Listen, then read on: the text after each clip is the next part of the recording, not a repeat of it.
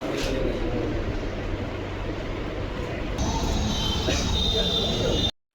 few moments later. Good morning, welcome back to my channel. তোমরা কেমন আছো সবাই? আশা করি ভালো আছো। আজকে সকাল 9:30 থেকে ব্লগটা স্টার্ট করলাম। তোমরা এতক্ষণে থাম্বনেল আর টাইটেল দেখে তো বুঝেই গেছো যে আজকে কি হতে চলেছে। এর জন্য সকাল সকাল কাজ করে নিয়েছি। এক বালতি জামা কাপড় আসলো, ওই দেখো ছেলে যাবে রোদ্রে দিতে। আর এদিকে হচ্ছে ছেলে আমার জন্য বসিয়েছে ডিম সিদ্ধ, ডিমটা হচ্ছে।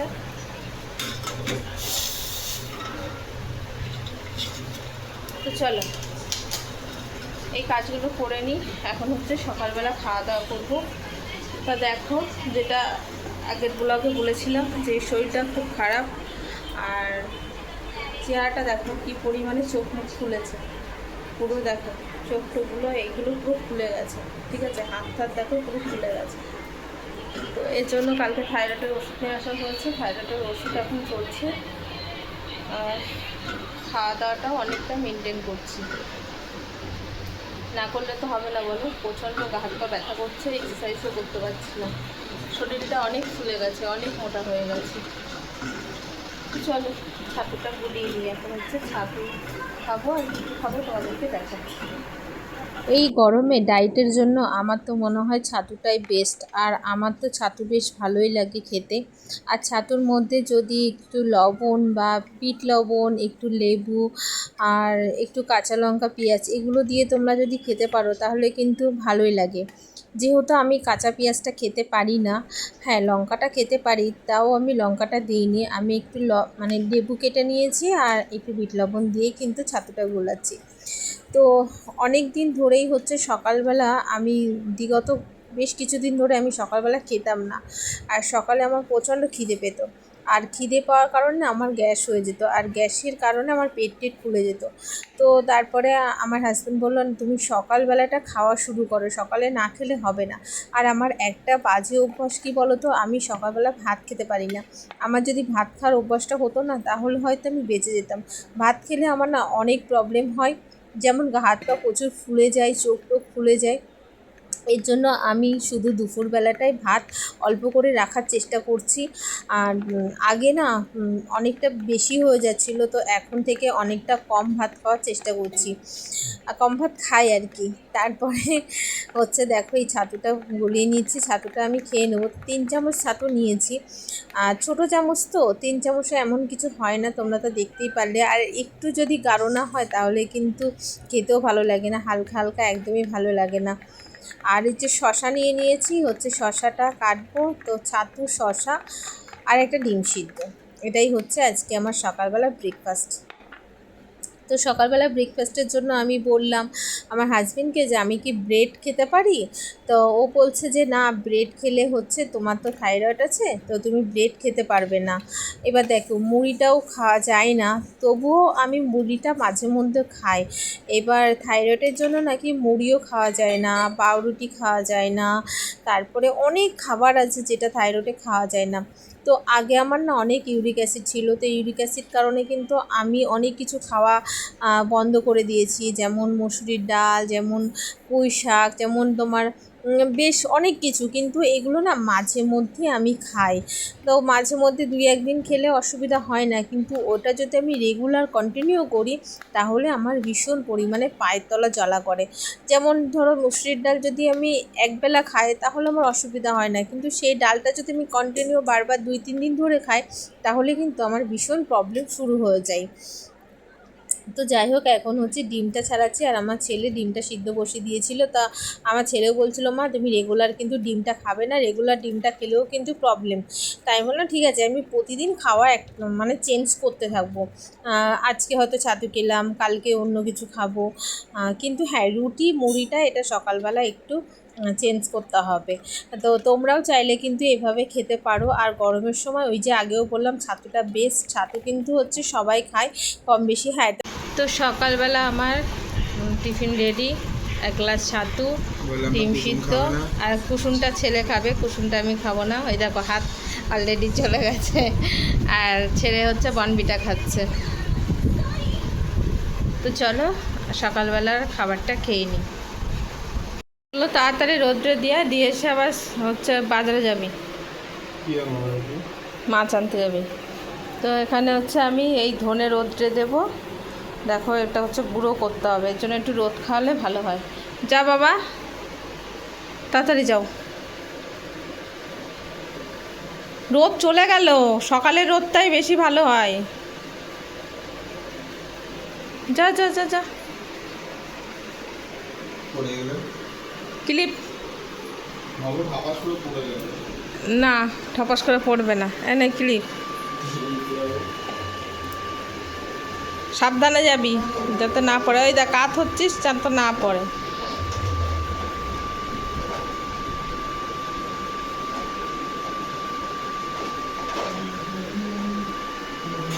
যা গিয়ে মেলে দিয়ে।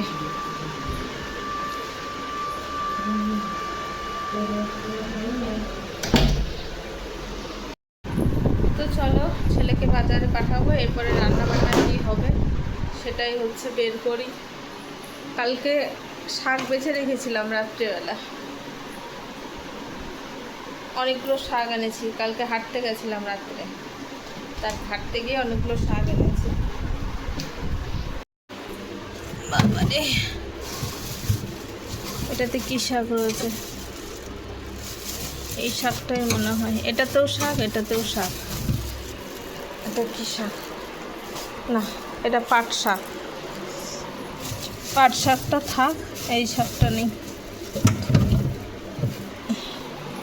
3-4 রকমের শাক এনে রেখেছি। দেখ এটা ওই যে নোটে শাক আছে, কি বলে আতারে পাতারে নোটে, আর তার সঙ্গে ওই মধুকাঠি আছে না, মধুকাঠির পাতা আছে এর মধ্যে। চলো শাকগুলো ধুয়ে নিই। খাবারের সাথে প্রত্যেক দিন শাকটা যদি তোমরা রাখো তাহলে কিন্তু আর কি যাদের এই পটি প্রবলেম আছে তাদের কিন্তু কোনো অসুবিধা হয় না। কিন্তু আমার শাক একদম খাওয়াই হয় না জানো। আমরা যে বাজারে যাই ওই বাজারটা শাক পাওয়া যায় না, কিন্তু শাক আনতে গেলে স্টেশনের দিকে যেতে হয়, স্টেশন থেকে গিয়ে তাই শাক আনতে হয়।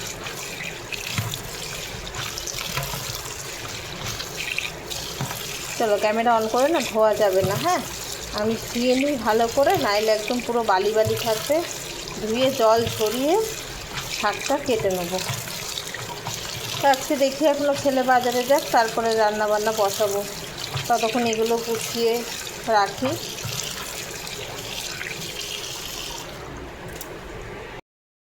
এখন বাজে 11:30 আর ছেলে বাজার থেকে বাড়ি আসলো। চলো কি নিয়ে এসছে তোমাদেরকে দেখায়। দেখো ভেবেছিলাম তাড়াহুড়ো করে রান্না করবো, কিন্তু সেটা হলো না।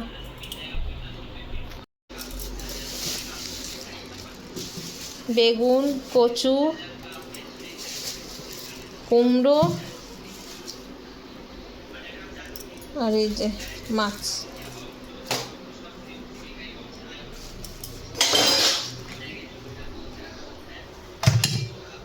রুই মাছ নিয়ে এসছে। এটা কি আদৌ রুই মাছ আমি বুঝতে পারছি না।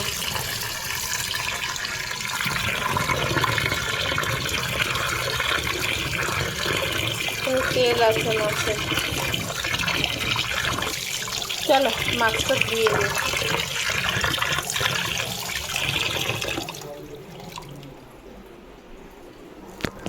তো সকালবেলা শুরু করে দিলাম রান্না বান্না। আর এই বড়িগুলো না আমার শাশুড়ি মা আমাকে দিয়েছিল, তা বড়িগুলো খাওয়া হয়নি। তো আজকে ভাবলাম একটু পাতলা ঝোল বানাবো, তাই এই বড়িগুলো দিয়েই বানাই। এবছর আমার মা না বড়ি দিতে পারেনি, এবছর আমার মায়ের খুব শরীর খারাপ ছিল। তো আমার শাশুড়ি মাই হচ্ছে এবছর বড়ি দিয়েছিল। তো শাশুড়ি মা পাঠিয়ে দিয়েছিল, আমি যখন বাড়িতে এসেছিলাম আর কি, তখন পাঠিয়ে দিয়েছিল। তা প্রথম 1-2 দিন খাওয়া হয়েছে, তারপরে আর না খাওয়া হয়নি, ঠিক আছে। তো ভাবলাম যে আজকে মাছের ঝোল দিয়ে অনেক দিন পর বেশ ভালোই লাগবে, অনেক দিন হয়েছে বড়িগুলো খাওয়া হয়নি।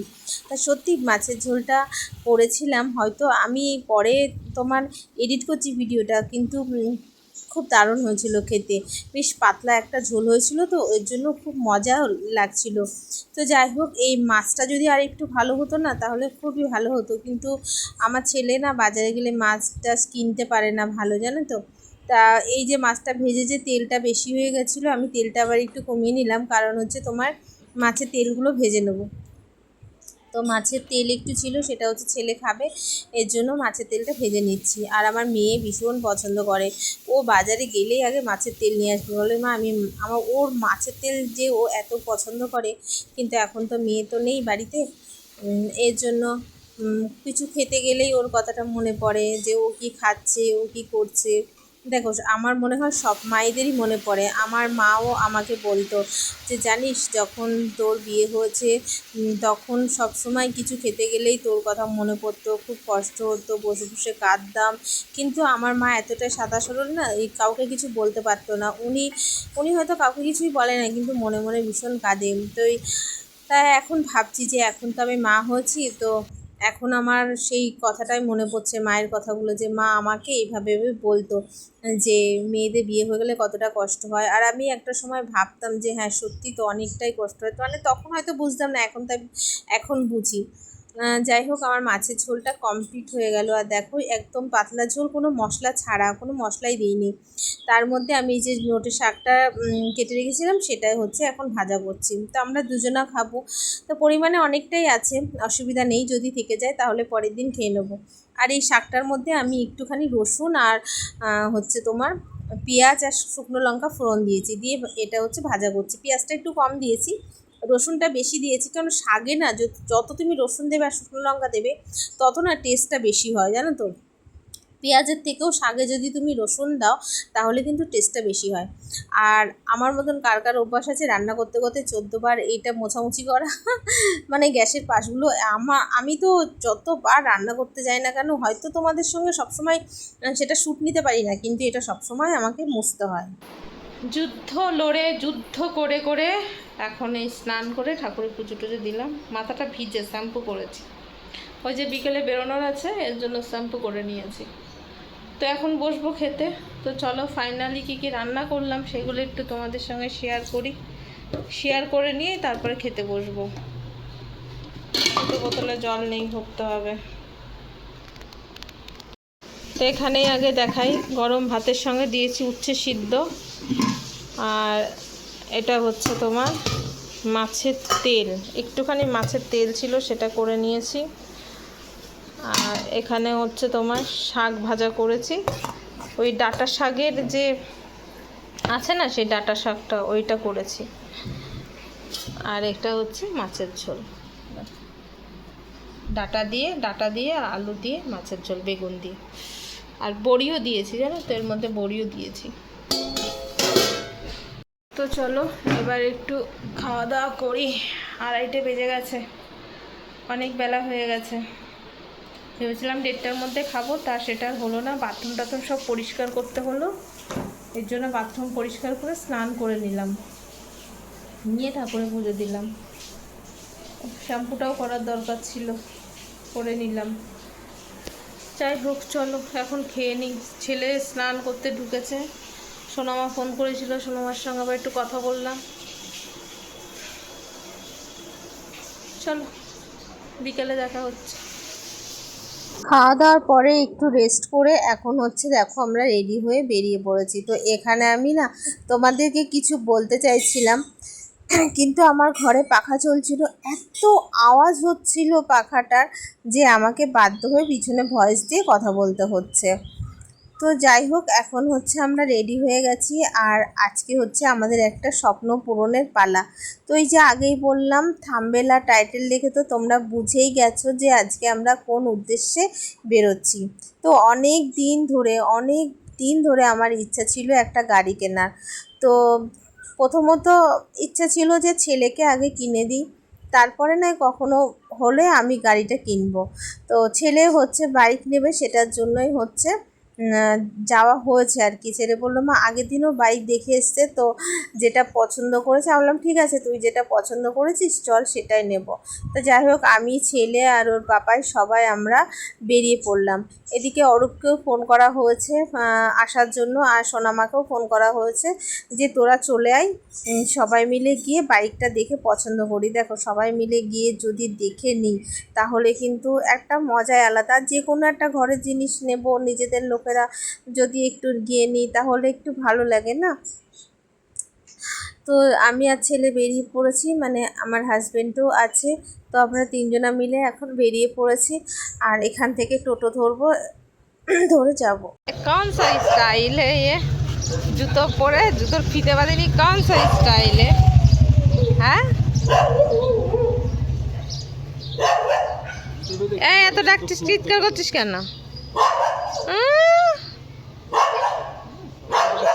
চিৎকার দেখ। ওই হিরোর এতে পাচ্ছিলাম না।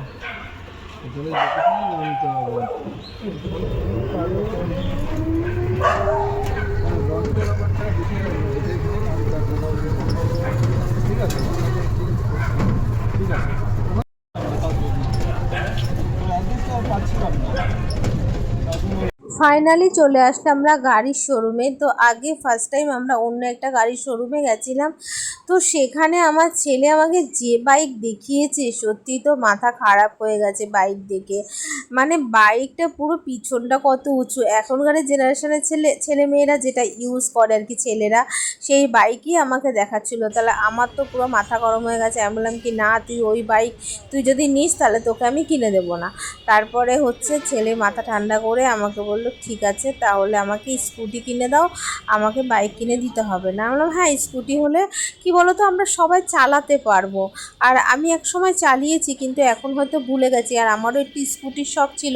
তা আমি বললাম ঠিক আছে তোরা স্কুটি কেন, স্কুটি পছন্দ কর। তা অরূপ আর ওরা আর কি সবাই মিলে আমরা দেখছিলাম এখানে স্কুটি কোনটা নেওয়া যায়, কোনটা ভালো হয়। ঠিক আছে, তো দেখো আমি তো গাড়ির সম্পর্কে কিছু বুঝি না, ওরা বোঝে, এর জন্য ওরা দেখছিল যে কোন গাড়িটা ভালো হয়। তার মধ্যে সোনামাও কিন্তু চলে এসেছে। সোনামাকে ফোন করতে করতে পাগল হয়ে গেছি যে ও কখন আসবে কখন আসবে, ওর জন্যই কিন্তু আমরা এতক্ষণ ধরে ওয়েট করছি। সোনামা চলে আসার পরেই কিন্তু হচ্ছে এখানে কত কি দাম পড়বে, কি হবে না হবে সেটাই নিয়েই এখানে আলোচনা হচ্ছিল। যাই হোক তারপরে ফাইনাল সব ডিসিশান নেওয়া হলো যে কোন গাড়িটা পছন্দ হয়েছে, কবে কি দেবে না দেবে। তো এখন একটা গাড়ির বেশ একটা ভালো মানে আইডিয়া করেছে, মানে সরি আইডিয়া বলছি দেখো বলতে বলতে কি ভুলভাল করি। মানে এখন হচ্ছে তোমার ভালো করেছে যে গাড়িটা তুমি যখনই কিনবে তখনই সঙ্গে সঙ্গে ডেলিভারি করবে না, তোমার ওটা মানে গাড়ির নাম্বার আসবে তারপরেই কিন্তু তোমাকে গাড়িটা ডেলিভারি করবে। তো সেগুলো এখানে বলছিল যে আপনাদের এখন কেনা হয়ে গেল কিন্তু বাকি গাড়ির ডেলিভারি হবে যখন মানে 10 দিন পরে। তো যাই হোক আজকের ভিডিওটা কেমন লাগলো অবশ্যই কমেন্ট করে জানিও, আর যারা সাবস্ক্রাইব করোনি তারা ঝটপট করে সাবস্ক্রাইব করে নাও। তো tata bye bye, take care.